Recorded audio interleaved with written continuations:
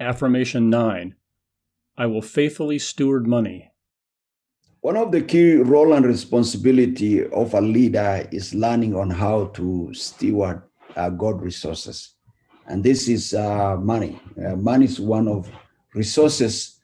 And so if leader do not know how to steward that resources, I use the word steward or use or spend on what God allowed these resources to come into our ministry, then definitely it will destroy a leader and it will also destroy the ministry itself. A leader to protect himself and the work that God has entrusted to him or to her is to learn on how to steward these resources because money affects integrity.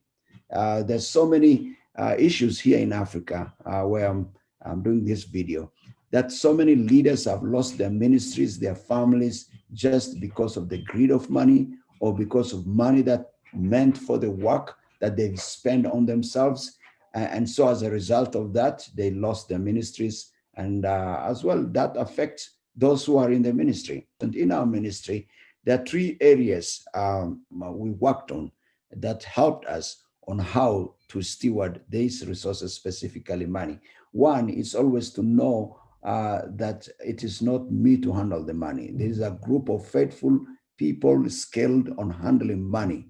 Second is the aspect of being accountable, that the people who gave you, God Himself who gave to us, expect accountability from us. And the people that God used to give, they want to see some sort of accountability. So the big question is, how am I accountable to God and to the people who gave these resources? Number three is transparency. Transparency is the openness of using it. And that's why we have the auditing. And that's why we share with our whole team that this is what we received and this is how we spend it. And this is the balance. And the reason why we remain transparent, it is because we don't want the temptation of money to become a trap that the enemy uses to fail what God has started in us. This has become a value actually in our ministry when we talk about this.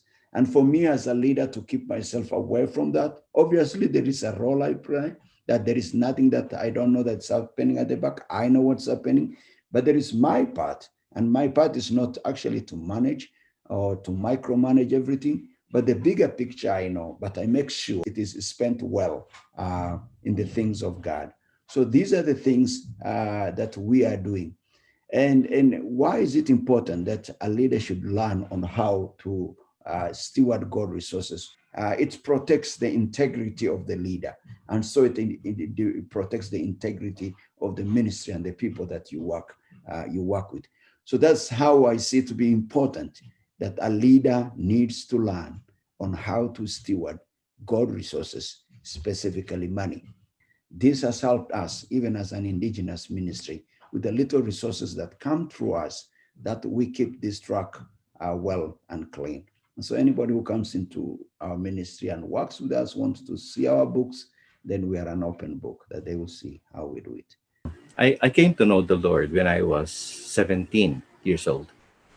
I was still in high school, and the person who shared the gospel to me became my discipler. Later, he became my pastor when he pastored a church, and now he's my mentor.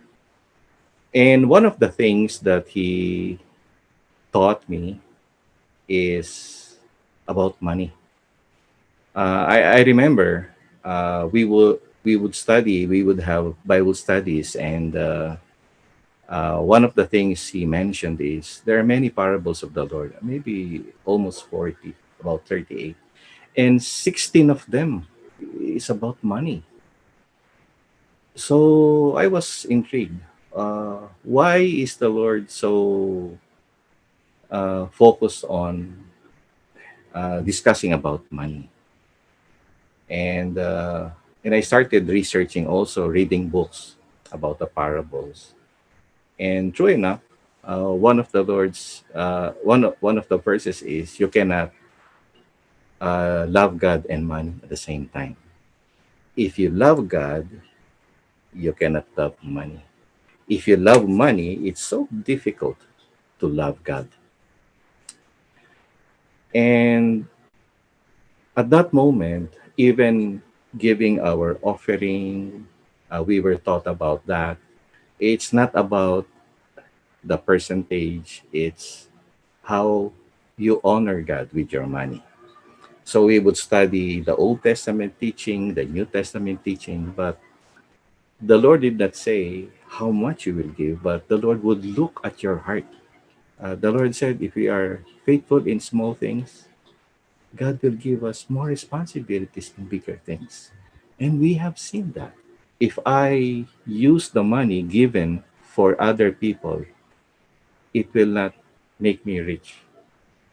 If I use my own money to give to the needy, it will not make me poor. But we know God will bless people and we will be channels of His blessings. It's a great opportunity to see how God works in many different ways. At this time, people from the US, Filipinos, with simple work, they would say, Pastor Rolly, I would like to be a part of that. I'd like to share this $100. I would like to share this 1,000 pesos. I'd like to share this 2,500 pesos. And then we would write them an acknowledgement receipt. And we have a treasure for this. I just gave them a copy of the report a while ago. Every month, I give them a report of what is happening. And we all praise God. And I really praise God for the opportunity to see His mighty hand at work in us and through us. I have a simple code, LTO. Listen well to the Lord in His word, trust the Lord and His word, and obey. LTO. Listen, trust, and obey. And if we do that, even our finances, God will bless. The Lord bless. Jesus and the apostles regularly had others steward money entrusted to them. They taught and modeled stewardship and operated above reproach in the sight of God and people. I grieve that some leaders take financial advantage of people or fail to seek financial accountability of other godly leaders for funds given to the ministry. I acknowledge that the love of money corrupts and distorts a leader's ability to serve Jesus' kingdom and causes many leaders to fail the test of godliness. I also acknowledge that leaders need to support their families and can rightly expect support from those they serve. I humbly ask for grace to walk above reproach before God and people with the finances entrusted to me. What are some reasons Jesus and the apostles had others handle money?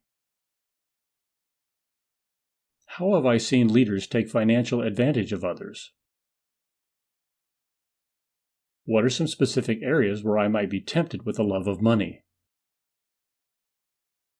What does it mean to support my family and my culture? Why is it important for me to develop contentment in order to handle money well?